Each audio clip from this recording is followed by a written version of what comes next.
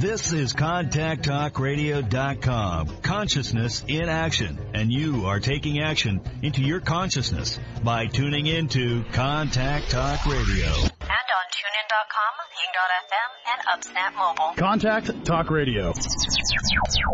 Long ago, before this day's confusion did begin, throughout the stars did we go wandering. Distance was no barrier, and time it had no hope. Free to come and free to go. Free to come and free to go. Open up the book of stars. Open up the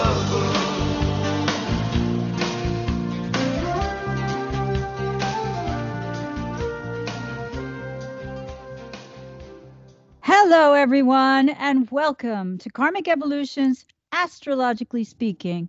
I'm your host, SHERI Horn Hasan of Karmic Evolution Astrology, and I'm coming to you on November 11th, 2021 from Contact Talk Radio. Just a quick reminder that this show aims to bring you the truth about astrology and your soul's karmic evolution. I am solo again today. Seems for the past few weeks or month or so I've had a lot to say, so I wanted to talk to you about the upcoming Taurus Full Moon total lunar eclipse, as well as some of the energies that are happening this week leading up to that. But first, my usual housekeeping stuff. You can listen to Karmic Evolution's Astrologically Speaking anytime by simply going to my website at karmicevolution.com and clicking on the banner labeled Radio Show. From there, you can scroll down the page and hear the most recent show, either live, like right now, or the recording, and or search the archive listing for past shows that you may have missed or one that you might want to listen to a second time. Separately, please follow me on my Facebook page at Karmic Evolution for Your Soul, and that is where you can also sign up for my Conversations About Consciousness newsletter as well. And finally, I'm offering still my 1-hour discounted Karmic Evolution Natal Insight reading for listeners for only $99. And this reading is for those who want to gain greater consciousness about their soul's true mission and purpose in this lifetime, for folks who want to move from chaos to clarity about issues related to your relationships, your career, finances, or health, who are interested in healing old karmic wounds by recognizing the derivation of those wounds, so either from early this life and or past life karma, and co-create your own future happiness and success moving forward by, as I say, healing those wounds. And if you want to awaken to your true potential and highest destiny in this lifetime. Well, I love to say that's easy when you take advantage of my special discounted offer for listeners only, a 1-hour Karmic Evolution Natal Insight reading for only $99. So if you're interested, we can get your reading booked as soon as possible. Simply email me at SHERI, SHERI, at karmicevolution.com and book your reading today. At almost half the regular price, conscious awareness has never been so easy or so affordable.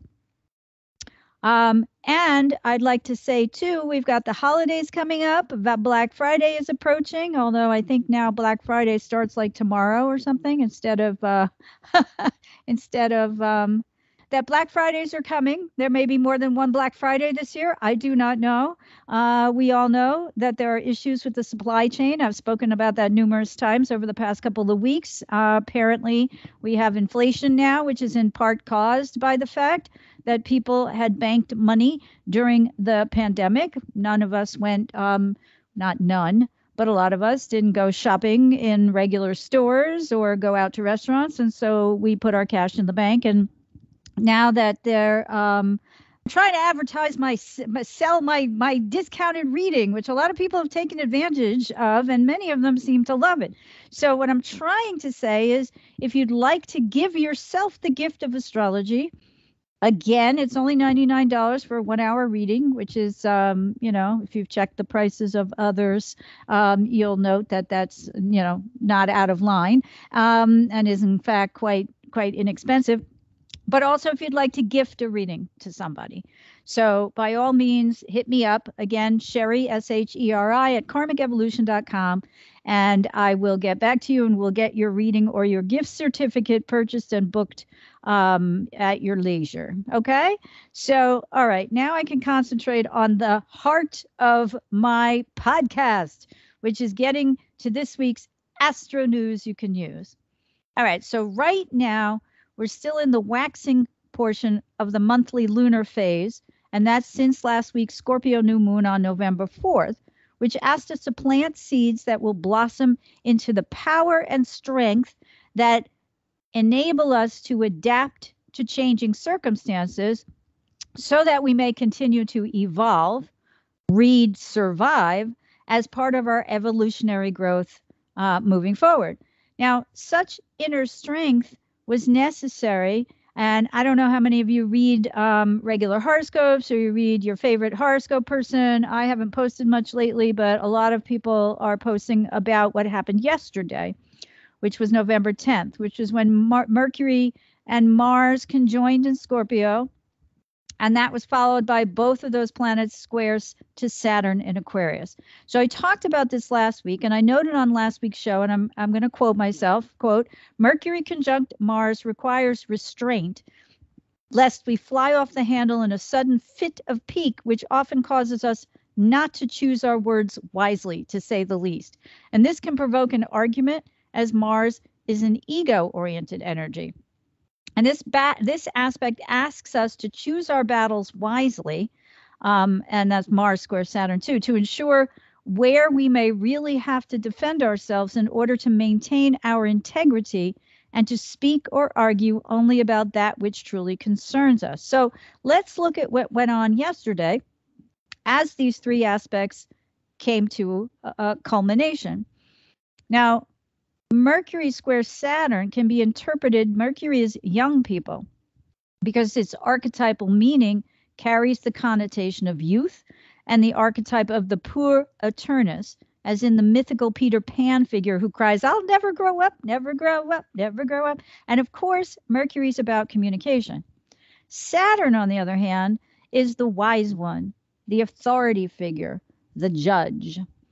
And Mars, the warrior squaring Saturn, the thoughtful, deliberatively slow adjudicator of justice and the lord of karma, meaning it's Saturn who says, I'm sorry, but if you've done the crime, you got to do the time, often creates a high level of extreme frustration. Mars square Saturn, that is, okay? So as these energies culminated, what did we see? Well, one of the things, and again, I'll remind my audience, especially if anybody's new to the show, that I often use events that happen in the collective, which I refer to as the macrocosm, often mirror back to us what may or may not be happening in our own individual lives based on whether these particular energies are touching our specific individual charts in particular places, hitting particular planets, particular angles, or triggering certain aspects between planets and angles. So the televised trial of Kyle Rittenhouse, who's the now 18-year-old who shot and killed 2 people and wounded a third with his AR-15 Army-grade rifle at a Black Lives Matter protest in Kenosha, Wisconsin in August of 2020, when he was only 17, and during which, according to the Times, quote, the testimony came amid clashes and shouting in the courtroom. So I just want to point out, Mercury conjunct Mars, anyone? Okay. Now, I don't know. I'm not a lawyer and I don't frequent courtrooms very often. We all watch TV and have seen plenty of legal shows, I'm sure, both fictional and occasionally, like these things on the news, factual, but there's usually not a lot of yelling, right? So here the Times says, and again I quote, the judge and the prosecutor Thomas Binger sparred bitterly over judicial procedure. Again, Mercury square Saturn. Mercury is the trial of this young person and the communication going on in Saturn, the judge's courtroom. And here's the rest of a quote. And Mr. Rittenhouse's defense team called for a mistrial with no possibility of a retrial, suggesting that Mr. Binger might be purposefully sabotaging his own case to avoid an acquittal. And it goes on to say, Judge Bruce Schroeder of Kenosha County Circuit Court admonished Mr. Binger over what the judge perceived to be violations of his orders about what information, Mercury, could be heard by the jury, a group of people. And when Mr. Binger insisted that he had acted in good faith, Judge Schroeder responded angrily, "I don't believe you." A judge getting frustrated and yelling in court? I'm sorry, but that sounds like Mars square Saturn to me. Now, this morning, Mercury in Scorpio, quincunx, that's a 150-degree aspect known as an inconjunct, wounded healer Chiron in Aries, telling us that our message, or how we speak about our woundedness, must now be tweaked or adjusted in some way going forward. Well, back to the Rittenhouse trial for a moment, and the now heavily publicized fact. Now, remember, again, Mercury's information, Mercury in Scorpio, the lowest form of energy that can be manifested with Mercury in Scorpio is gossip. And I won't say the highest form, but one of the most general forms is like the telling of secrets or, talking about people, right? You don't have to be talking about people in a negative way, but, telling people's secrets, of course, is part of this energy. So this went viral, right? I mean, the trial was televised to begin with, but so it certainly made clips on the news. Most of us, I don't think, sit around watching trials, but, who knows, to each his own. So the fact that the judge started screaming at the lawyer, the prosecutor, and this was while the jury was on a break. So they were also, quote unquote, Mercury and Scorpio hidden from the courtroom. That what happened after he yelled at the prosecutor, I think it was after, but the defense decided to put Kyle Rittenhouse on the stand. And that alone was a bit of a surprise, right? But what happened, and what I refer to as the heavily publicized fact, is that this young man broke down and cried on the witness stand by way of trying to show the jury that his fear of being victimized, or harmed or shot while he was in Kenosha toting his AR-15 rifle caused him to act in self-defense, which ended in the death of 2 people because he shot them. So it was a bit of a surprise that his defense team, like I said, decided to put him on there for, it's a little stretch, but a secret revealed, did they plan this all along? Did they change their minds or whatever? And everyone can make their own decision about whether it was a calculated ploy to derive sympathy from the jury, or if it was a spontaneous display of emotion by Rittenhouse with no ulterior motive. Okay. The one thing I can say from watching some of these clips before Rittenhouse's emotional breakdown is that his answers prior to that, when questioned by his own defense attorney, certainly did seem to stick to driving home to the jury the concept that he was the victim rather than those who he shot and killed. Now, again, Mercury themes include elementary and early childhood learning, meaning it spans the school system from kindergarten through high school.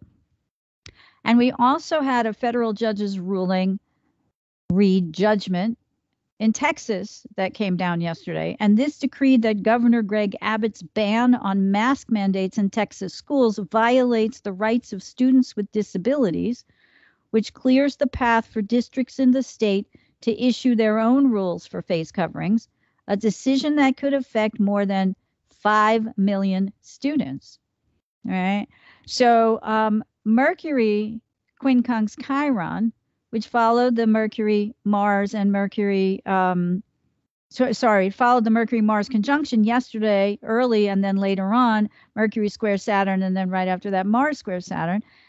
An adjustment made by a judge to the mask wearing restrictions that were imposed by Governor Abbott. He said the schools could not the schools could not force children to wear masks, the school boards, right? And they struck it down, this judge struck it down on the grounds that it discriminates against children with disabilities because they are at higher risk potentially of contracting the coronavirus. Now, I'm sure that there are those, Governor Abbott included, who experienced a great deal of frustration about this ruling yesterday, and who will, as Mars and Scorpio follows in Mercury's footsteps to quincunx Chiron also on November 12th, will proactively look to find another quote-unquote adjustment that can be made to circumvent this new ruling. And ditto for how the Rittenhouse defense team decides to air quotes play on the theme of both his physical and emotional victimization on that fateful night. Now, some may defend him on the grounds that he acted in self-defense, yet the fact remains that he did kill 2 people and seriously wound another.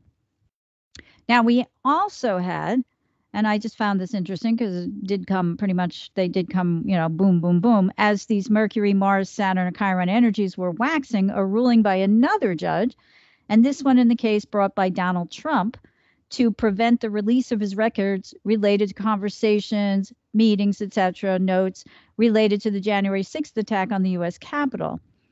And the deciding judge, Tanya Chutkan, wrote in her ruling, "Presidents are not kings and plaintiff is not president."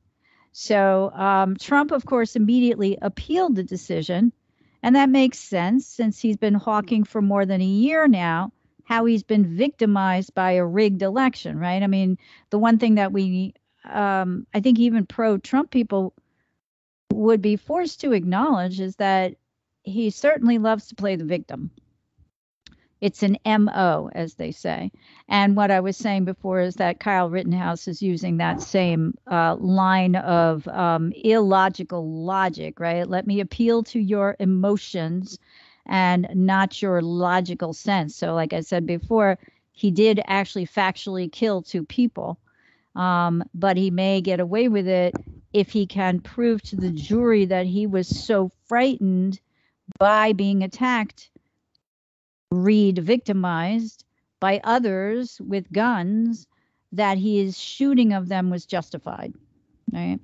Now, on a personal level, since we're using these events in the collective to illustrate how they might manifest in our own lives, we can look at where we've been involved in issues related to these themes by Mercury, Mars, Saturn, and Chiron.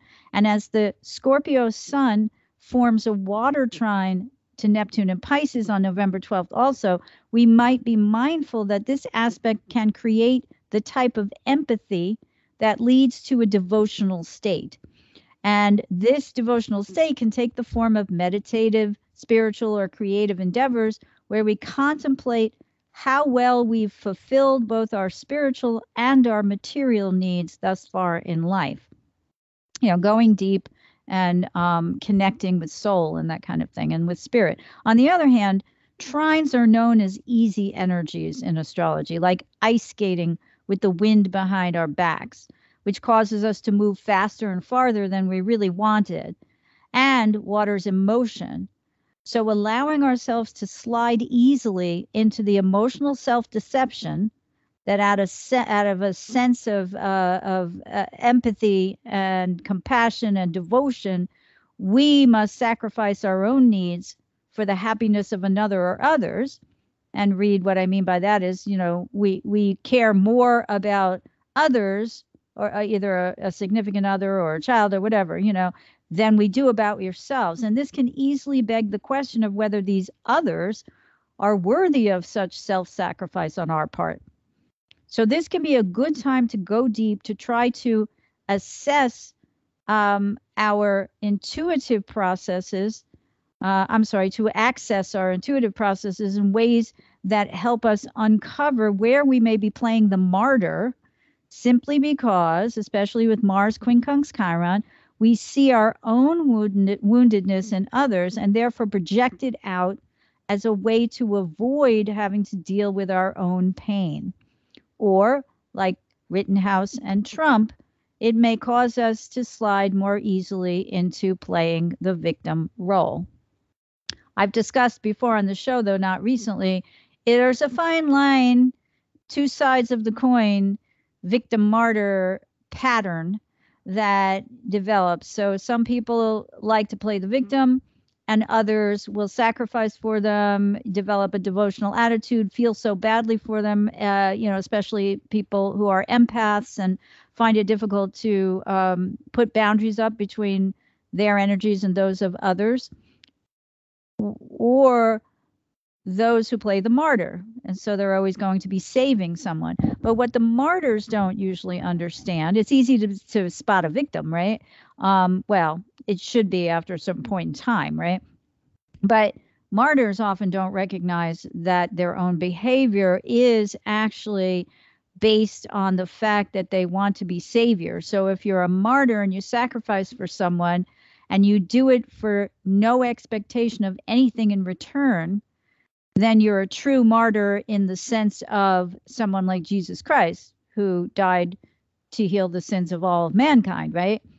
But if you save someone, quote unquote, and then expect something from them in return, you lend them money and you expect the money back, you fall in love with them and take care of them, and then they recover from whatever illness or alcoholism or drug addiction, and then they leave you, you are forced to sit back and realize that you've been playing the martyr because you expected something in return, right? And that's never the good way to go. So that's what I'm talking about here to a certain extent. When we sacrifice, we develop a sense of devotion about another or others. We sacrifice ourselves, and then we end up turning into the victims, because if they leave us and say, oh, thank you, that was very nice, but I don't love you, or, I'm never returning your money or whatever, we feel used, right? And then we slide very easily into the victim role.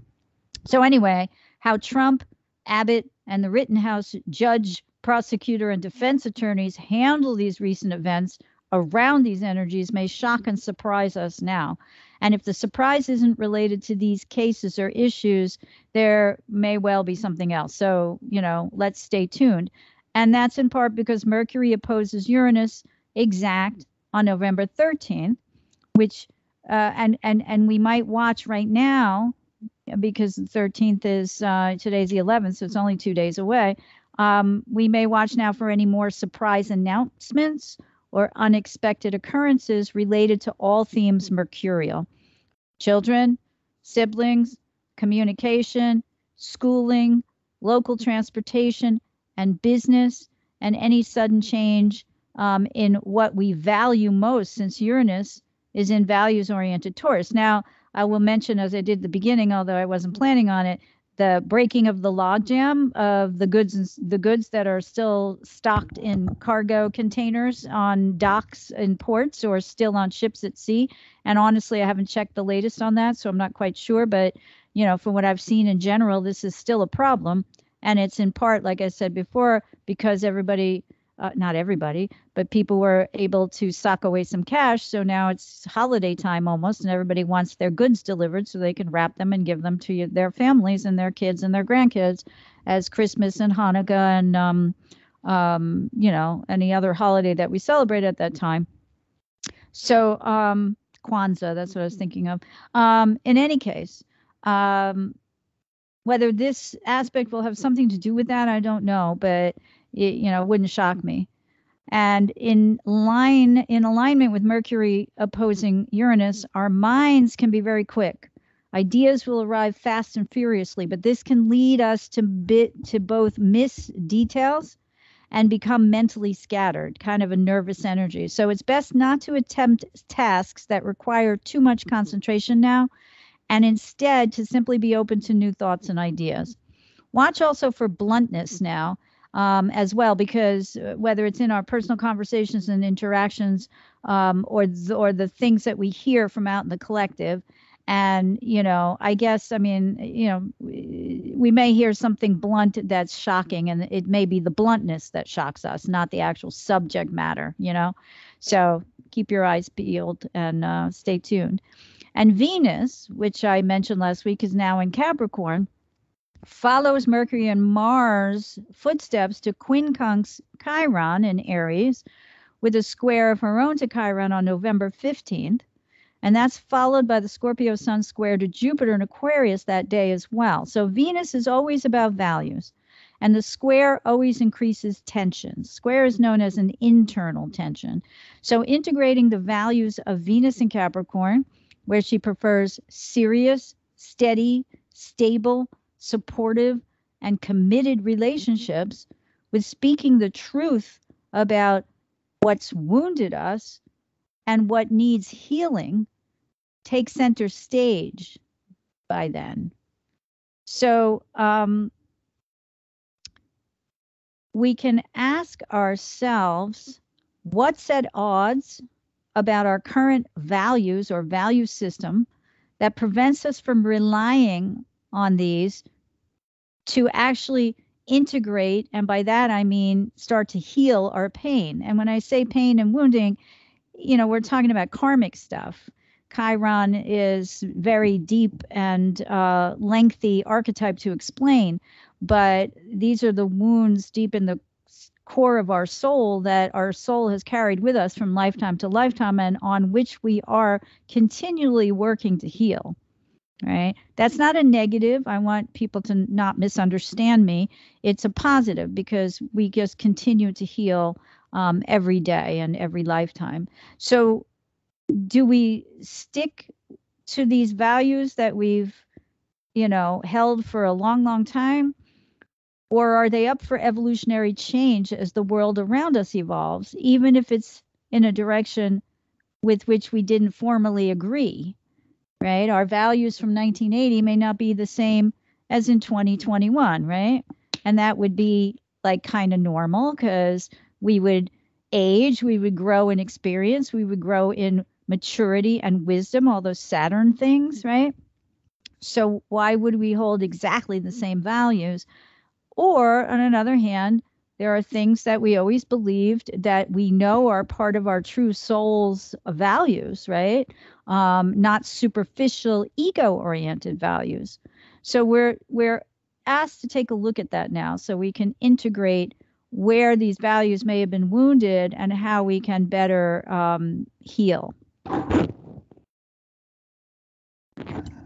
Okay, sorry, just taking a sip of water. So I was going to say that earthy but stubborn Venus in Capricorn doesn't really like change. And remember that Uranus is transiting through Venus, and Venus is disposited by Capricorn. So Uranus wants to promote change in normally stubborn Taurus, but Taurus is ruled by Venus, and Venus is in Capricorn, and Capricorn and Venus together, really, they're very earthy. They don't like change. So how we reconcile our core foundational values with what's wounded us in the past may well be our challenge now. So it behooves us, as I like to say, to go deep, and a lot that, Sun trine Neptune, and there's another one coming up, another Neptune aspect. Mercury will trine Neptune, unless I got it backwards, and it's Mercury. Yeah, I'm sorry, Mercury trines Neptune. So I will get to that in a second. But anyway, all that I just said may well factor into the Scorpio Sun square to Jupiter in Aquarius. So known as the great benefic in traditional astrology, Jupiter, the king of the gods, often weathers frictional aspects well. By that I mean, if you see that the sun or, certain planets, inner planets, when they're opposing or squaring Jupiter, or Jupiter is opposing or squaring them, are usually not anywhere near as difficult as Mars and Saturn, who are known traditionally as the great malefics, or the outer planets, Uranus, Neptune, and Pluto, transits by Jupiter to and from them. But one of the things to watch out for now is simply biting off more than we can chew, volunteering for more than we can handle, or just generally overestimating our own capabilities now. We may find ourselves the beneficiary of someone's generosity, or we may ourselves engage in some extravagant behavior related to others or ourselves. It's like going shopping. Again, it's Christmas season is coming. Thanksgiving is coming. Should I buy a pie? Maybe I'll buy two. I don't know. How about three? We'll stick one in the freezer. It's a little bit more of a Jupiter Venus aspect, but the sun too. We want to appear to be generous to everybody, right? Now, Jupiter's always about expansion, as well as one of its major themes is travel. And we might note also that out in the collective, yesterday, the U.S. allowed in 200,000 people since opening our borders this week, just the other day, to those from other nations. And in addition to that, I noted in the news, I think today, that close to 1 million children ages 5 to 11 have now reportedly received Pfizer's version of the COVID-19 vaccine since its FDA and CDC approvals within the past couple of days. Remember, if you will, what I said about the waning Aries full moon when I talked about that. The Aries full moon was on October 20th and was in play until November 4th, Scorpio new moon, that at the Aries full moon, we were asked to release that which stands in the way of our survival by adapting to evolutionary forces. Well, I can't think of anything more that fits that description than getting children, younger children who are the future, right? Approval to receive vaccines that could either protect them from death or, that has been proven not harmful due to the studies that they've done already in the trials. So I say, there you go. Evolutionary, adaptation to evolutionary forces. It's time to inoculate the young. The only caution with this kind of Sun square Jupiter is to be mindful of any arrogant or self-righteous behavior. And I'm laughing because I wrote, maybe Senator Ted Cruz will have to apologize to Sesame Street's Big Bird. Who knows? And if you don't know what I'm talking about or don't know that story, just Google it if you want to laugh. Now, the Sun follows up his square to Jupiter with a sextile to Pluto and Capricorn on November 16th, which brings us opportunities for greater self-empowerment in line with the current Scorpio new moon's waxing portion of its cycle right now. So we may find ourselves better able to adapt to any changes now in order to improve formerly difficult circumstances, whatever these may be. And thus we may be able to clean up a difficult situation, be that within a relationship or simply our external environment somewhere. And the key with this aspect, however, is not to use it simply for personal gain, but to recognize where our true power lies. We may have to realign our personal objectives with those of others now, be they friends, groups, or the collective in general. But doing so should prove empowering for each of us. So again, it's a mechanism of adaptation, right?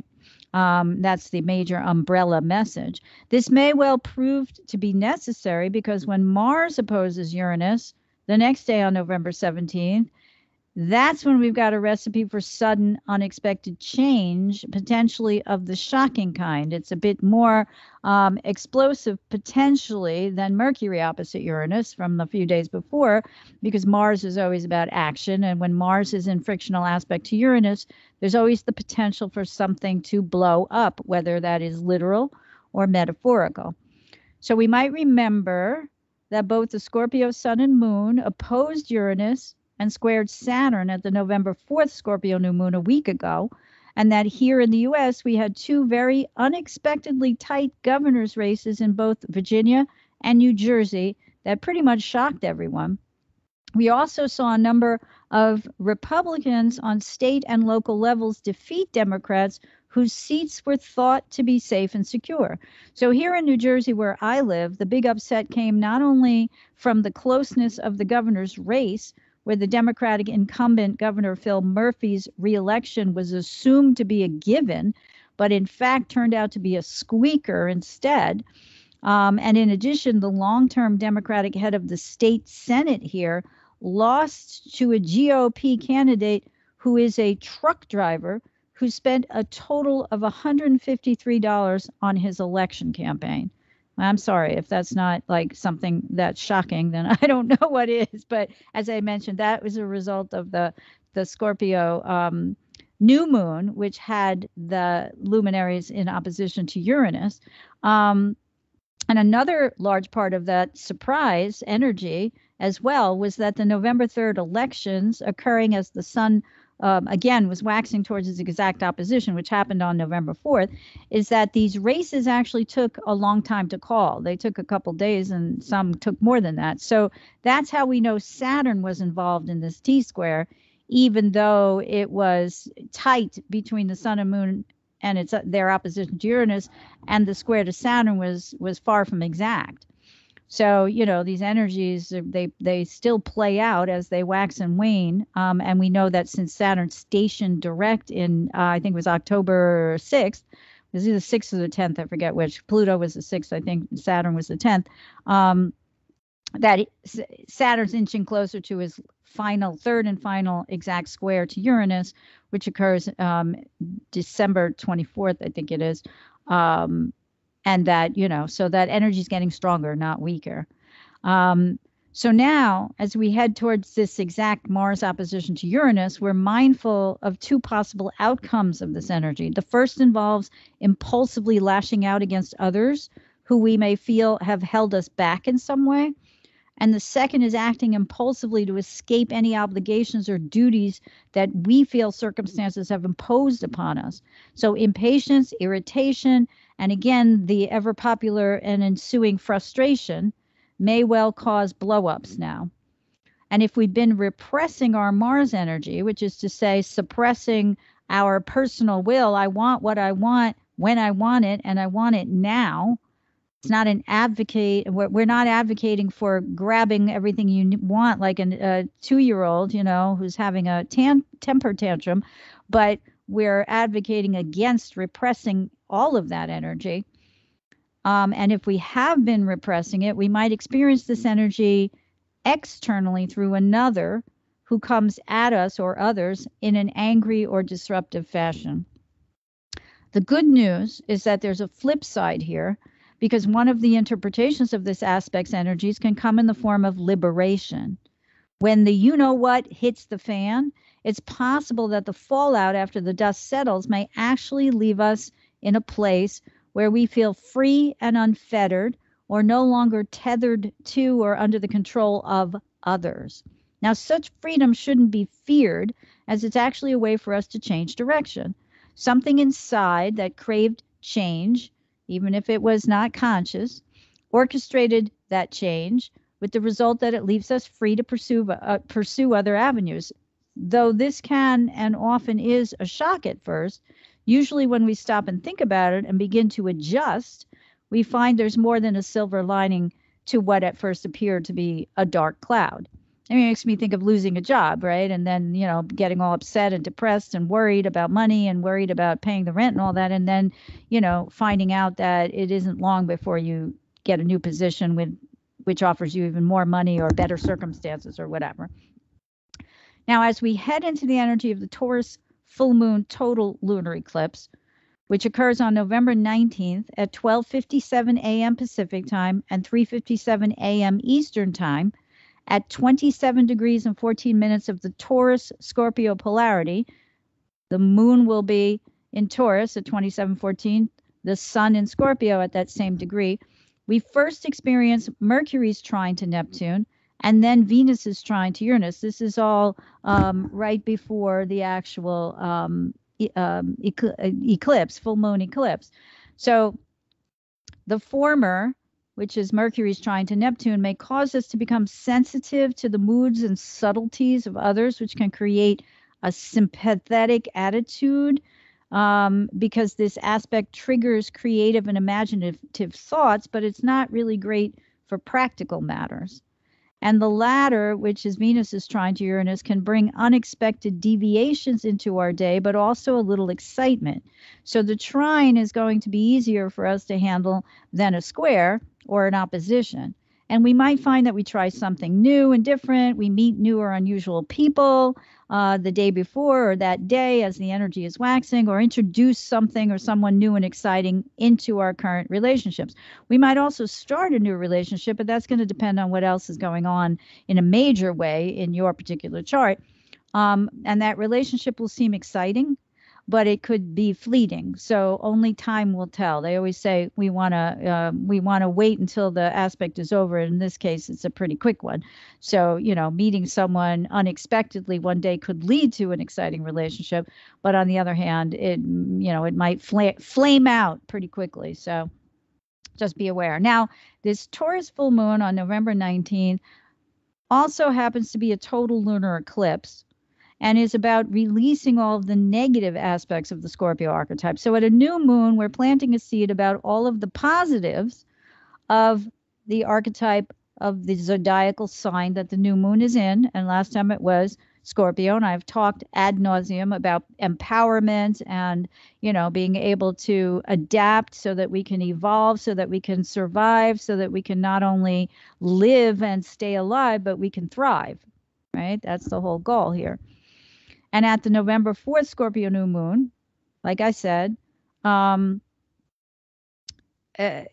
we look to plant seeds, right, around the most positive nature of that zodiacal sign's archetypal energies. But at a full moon, that's when the opposite sign, in this case Taurus, reflects the light of the sun back to itself for the purpose of revealing its flaws or its downside or its shadow side. The shadow is removed. As we know, every zodiacal polarity contains the energy of opposites. So if and when we use astrology to grow in consciousness, we're tasked with integrating any given set of polar opposite archetypal energies. So now if we've planted the new scorpionic seeds on November 4th, and they contain the desire to grow into greater personal empowerment, and like I said before, ensure we blossom into the evolutionary adaptation necessary to ensure our ultimate survival. But if we don't feel empowered, it's difficult to accomplish anything on our own because we'll always be under someone else's control or be swayed by anything from the soft, cajoling manipulations of others to outright threats or more shocking confrontations. So that's the negative side of Pluto, the underhanded side, the secret side, the side that, people don't reveal their ulterior motives. They plot, they plan, they want to take revenge for some slight that you didn't even know occurred between you and them. They harbor resentment, anger. The Shakespeare's line, "Revenge is a dish best served cold," really sums up the negative side of Scorpio when you think about it. And just the desire for power, right, which already reflects the shadow side of Scorpio, because if true personal inner empowerment doesn't need to have power over anybody but itself, right? If you're a truly empowered person, you don't feel the need to overpower, control, cajole, manipulate, or force others to do your bidding. That shows an insecurity. So this is what's being highlighted now.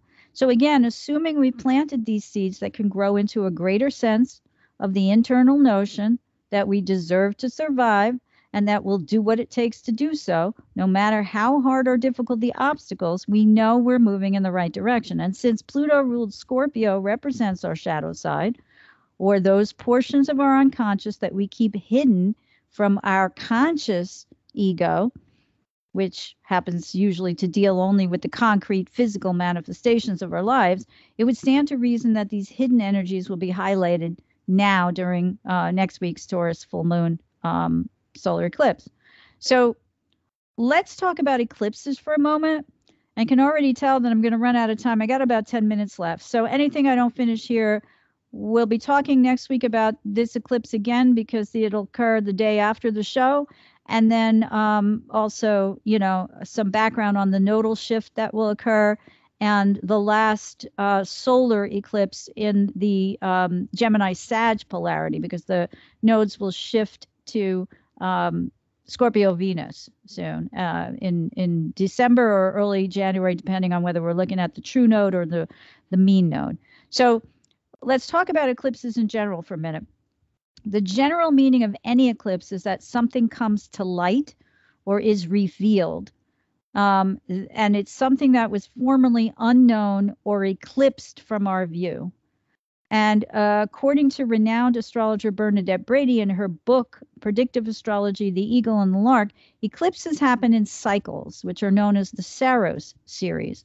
So while we experience 2 or 3 eclipses twice per year, at least one lunar and the other solar, sometimes we have 2 and 6 months apart, we have 2 more. One is solar, one is lunar each time, and occasionally there's a third one. So these cycles, these Saros cycles, eclipses, series of eclipses repeat themselves every 18 years.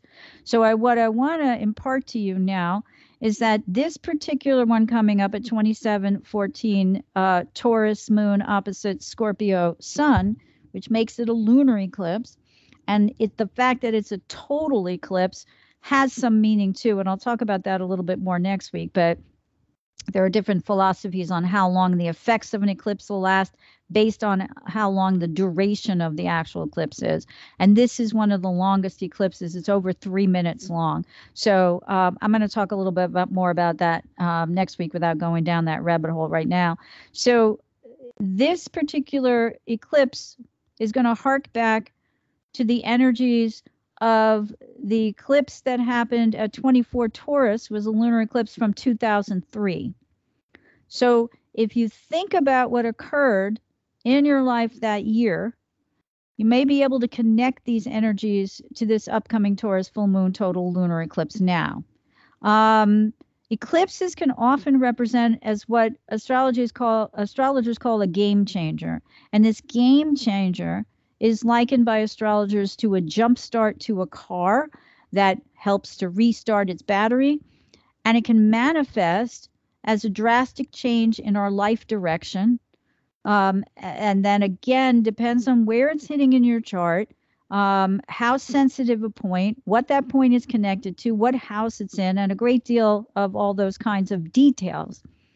And if it doesn't hit a sensitive point in our charts, it just occurs in a house or houses, and it may affect us more subtly over time. But the thing is, we never know, right? I mean, if you know your chart, you can know if you're having an exact hit to an eclipse, and that will give you a heads up. But all of this depends on what houses a lunar eclipse, which is, of course, when the moon opposes the sun. So it'll be in 2 different houses, polar opposite houses, or a solar eclipse, which is when the 2 luminaries meet in the exact same degree. So in one particular house, it depends on where they occur. And this particular Taurus full moon total lunar eclipse, which again, I think I said this, but let me give it to you again in case I didn't. 27:14 minutes of the Taurus Scorpio polarity at 12:57 a.m. Pacific and 3:57 a.m. Eastern on November 19th falls into 2 opposite houses in our individual chart. And these 2 houses present the themes of the eclipse. For example, if it's in the first house of self-identity, and the 7th house of partnership, I versus we, this eclipse will resonate in the areas of independence versus relationship, or taking action ourselves versus being part of a duo, or being part of a duo as opposed to taking actions against ourselves, depending on which falls where. Now, if it's, say, the 4th and the 10th houses, then it might be about integrating the energies of our home life with those of our work life, and so on. So I just want you to think about that. Think back to 2013. And I wanted to share with you also something that I learned from astrologer Bill Meridian, who actually has a book. And I'm sorry because I don't have the title in front of me, but he wrote a book about eclipses many years ago. And Bernadette Brady's book is old too. It's from 1983. Bill Meridian's might be a little more recent than that, but not that much. He says that after having studied eclipses for many, many years, that the themes of an eclipse begin to come into play about 3 weeks before the actual eclipse. So right now, we're 2 weeks before the eclipse, right? And one of the things that occurred to me is this, what's been in the news lately, right, is that story about the Green Bay Packers quarterback, Aaron Rodgers. And the fact that he, quote unquote, lied in a press conference months ago about the fact that he was vaccinated, he skirted the truth by saying he was immunized. And his rationale for saying that was he was doing some holistic stuff that, some kind of regimen that he claimed would immunize him, but he never said he was vaccinated. Regardless of that, he's come down with the virus, which was in the news all over the place within the last, I don't know, week and a half, if not more. Maybe a week and a half, maybe 2 weeks. I'm not exact, but anyone out there who's a football person would know. And that it's revealed his lie, right? His manipulative verbal maneuvers, right? When he was asked whether he was vaccinated, and he said, yes, I'm immunized. But what's really interesting about this, so this has come to light. It's been revealed. It's in Scorpio and Taurus. It was a lie. It was a deception. It was a manipulation so he could continue to play. But here's the kicker, and the part of the point that I'm trying to make about this eclipse and all eclipse energies. Not only was a formerly eclipsed truth about Rodgers revealed, but also that of the NFL. Because the league and the team reportedly knew that Rodgers wasn't vaccinated, and they let him practice with his team members and play with other teams' members anyway, without any form of punishment or restriction. So why, Rodgers didn't believe in the vaccine is another thing that's revealed, because it really it sets off two themes. One is that the NFL had been hiding for years and years the fact that their players were victims of brain damage, right? And only when they were forced to acknowledge it a few years back did they do so. And so here we have, because the last I heard is that they're being punished, the league and the team are being punished more greatly than the individual involved. Right. So people are realizing that this is more endemic and doesn't just have to do with Rodgers himself. There's an iceberg. He's the tip of the iceberg, and there's a lot more going on underneath. Now, in addition, if we just look at Rodgers himself and his argument for not having gotten vaccinated, we see that he's representative of doubts about big pharma. Right. And I don't have to repeat those here, because I think anyone who's got a computer or a cell phone or an iPad or whatever knows the arguments that have been going back and forth about emergency approval of the COVID vaccines and, arguments against taking it, and, some fantastical conspiracy theories and some that might be legitimate concerns for people who have autoimmune diseases or cancer immunology issues or stuff like that. Right. But here for years has been developing an anti-big pharma attitude, especially in this country where we pay more for our drugs than many other foreign countries. And so Rodgers comes out and says, I don't trust big pharma. I mean, that's essentially what he's saying. Whether he said it verbatim or not, I don't know. But it's essentially saying, I'm not going to believe big pharma. Neither do I believe big government, because it's the FDA and the CDC that, that track the trials of these drugs that are done by the big pharmaceutical companies, right? And back them financially a lot of times. Operation Warp Speed, right? So he's revealed to us how the machinations and the lies from big pharma in general have gotten so crazy that it's gotten to the point where we're in like George Orwell's 1984, where up is down and down is up, right? Because I won't take the vaccine because I don't believe in big pharma, because I think they lie to us, as does the government. And therefore, I'm justified in endangering my teammates and anyone else with whom I come into contact. So I think if we look at this upcoming, and we still have a week to go, so there may be more. We have to stay tuned, right? What else is going to rear its head and become revealed or uneclipsed, right? What was formerly eclipsed, hidden in the shadows, lying in the dark, secrets, whatever, that is now coming to the forefront and being revealed. And you can look to the houses in your natal chart where this Taurus Full Moon, total lunar eclipses occurring. Look at the themes of those houses. And over the next week, if not before, as Bill Meridian says, the themes start to emerge within 3 weeks before. We can see if we can discern what it is that we didn't know formally that's now come out into the light. And then, of course, furthermore, decide how we're going to handle it, because that's really the most important part, right? So anyway, I will talk more next week about this upcoming eclipse, the shift in the nodal lunar cycle. And I wanted to mention Ronnie Dreyer, who I've had on this show, her methodology for this particular eclipse also, so that we can use that to see how it, the timing of what may or may not affect us depending on where the eclipse is falling in our charts. So meanwhile, thank you everyone so much for joining me. I hope you found the information presented here helpful as you continue your karmic evolution in this lifetime. Please be sure to join me next week on November 18th for another episode of Karmic Evolutions, Astrologically Speaking. Until then, may your journey be filled with karmic healing and the joy of greater consciousness. Namaste. Long ago, before this day's confusion did begin, throughout the stars did we go wandering. Distance was no barrier, and time it had no hope. Free to come and free to